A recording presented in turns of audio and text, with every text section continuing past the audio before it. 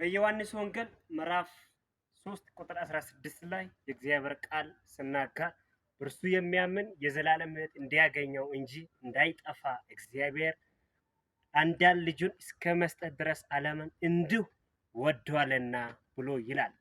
በእርሱ የሚያምን በማን?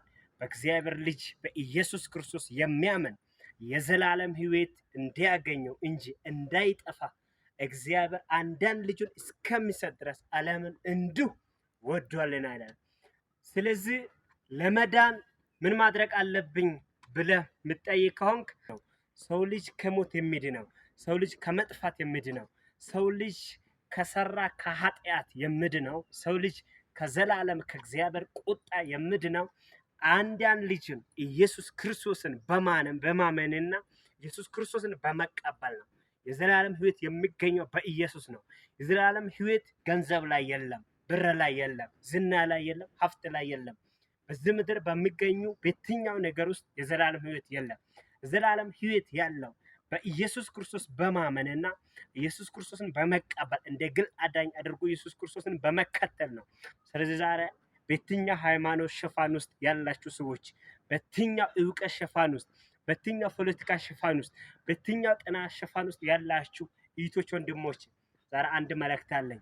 የሚያድነን ከሰማይ ከእግዚአብሔር ዘንድ የተሰጠልን፣ ስለኛ ሞተልን፣ የተሰቀለልን፣ ወደ ሲኦል የወረደልን፣ በሶስተኛው ቀን ከሙታን የተነሳልን የእግዚአብሔር ልጅ የኢየሱስ ክርስቶስ ደም ነው።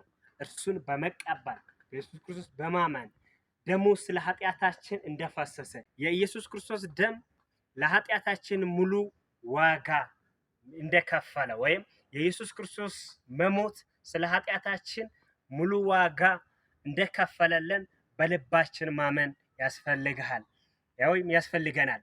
ሌላው ደግሞ ኢየሱስ ክርስቶስ ወደዚህ ምድር የመጣው የተሰቃየው ወደዚህ ምድር መጥቶ ያንን ሕይወት ያሳለፈው ስለኔ ስለ ኃጢአተ ስለ በደለ ስለ መተላለፈ በእግዚአብሔር ፊት ስላለኝ ቁጣ ሙሉ መስዋዕት ነው ብለህ በልብ ማመን ያስፈልጋል።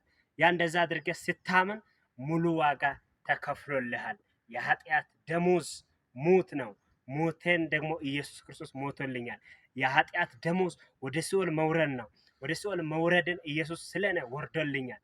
የኃጢአት ደሞዝ በመስቀል ላይ መሰቀል ነው። ያንን ስቃይ ያንን በመስቀል ላይ መሰቀልን ስለኔ የተሰቀለልኝ የእግዚአብሔር ልጅ ኢየሱስ ክርስቶስ ነው ብለህ በልብህ ስታመን የዘላለም ሕይወት ታገኛለህ። አንዳንዶች ይሄን እንደዚህ ብለን ስነግራቸው ሃይማኖት ይመስላቸዋል፣ የሆነ ድርጅት የምንሰብከው ይመስላቸዋል። ነበር የፍጹም ውሸት ወይም ስህተት ነው። እኛ ሃይማኖትን አንሰብክም፣ እኛ ድርጅትን አንሰብክም። የምንሰብከው ስለኛ ተሰቀለልን፣ የሞተልን፣ ወደ ሲኦል የወረደልን፣ የኃጢአታችን ሙሉ ቤዛ የሆነልን የእግዚአብሔር ልጅ ኢየሱስ ክርስቶስ ነው የምንሰብከው። ኢየሱስ ክርስቶስ ያድናል፣ የዘላለም ሕይወት ይሰጣል፣ ከኃጢአት ሁሉ ያነጻል። ደሙ ዛሬም ትኩስ ነው። ኢየሱስ ይወዳችኋል። ሻሎም ወዳችኋለሁ። በጌታ ስም አሜን።